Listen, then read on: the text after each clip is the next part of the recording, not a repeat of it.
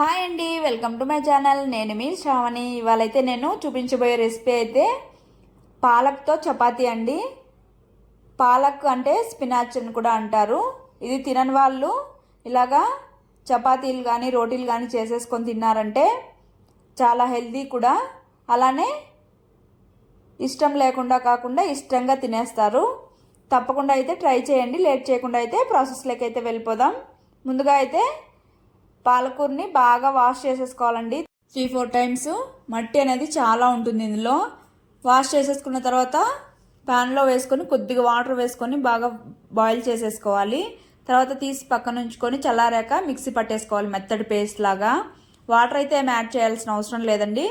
తర్వాత ఒక బౌల్లో 1 కప్పు గోధుమ పిండి తీసుకొని కొద్దిగా సాల్ట్ వేసుకొని మనం మిక్సీ పట్టుకున్నాం కదా ఆ పేస్ట్ కూడా వేసేసి మొత్తం బాగా మిక్స్ చేసేసుకోవాలి. పిండికంతా ఈ పాలకంతా పట్టేలాగా మిక్స్ చేసుకున్న తర్వాత వాటర్ కావాలంటే కొద్దిగా, నేనైతే పాలక్ బాయిల్ చేసిన వాటర్ యూస్ చేసుకుంటున్నాను.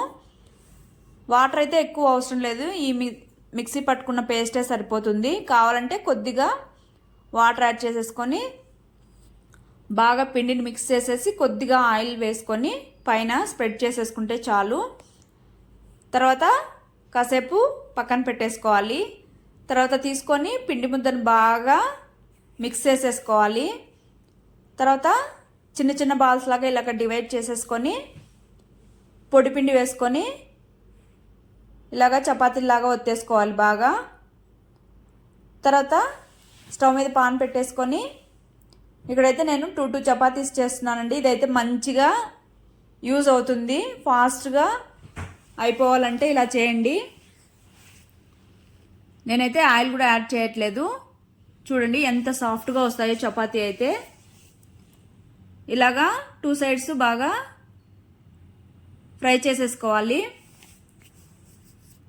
తర్వాత తీసి పక్కన ఉంచుకొని దేనితో అయినా సర్వ్ చేసుకోవచ్చండి. ఇదైతే దేనికైనా కూడా టేస్ట్ బాగుంటుంది. వద్దనుకున్న వాళ్ళైతే అలానే ఉత్తవైనా తినేసేయచ్చు. మీరు కూడా అయితే తప్పకుండా ట్రై చేయండి. చాలా హెల్దీగా తినొచ్చు చపాతీ అయితే. ట్రై చేసి మీకు ఎలా వచ్చిందో కామెంట్ చేయడం మర్చిపోవద్దండి. అలానే మన ఛానల్ని అయితే ఫాలో అయిపోండి.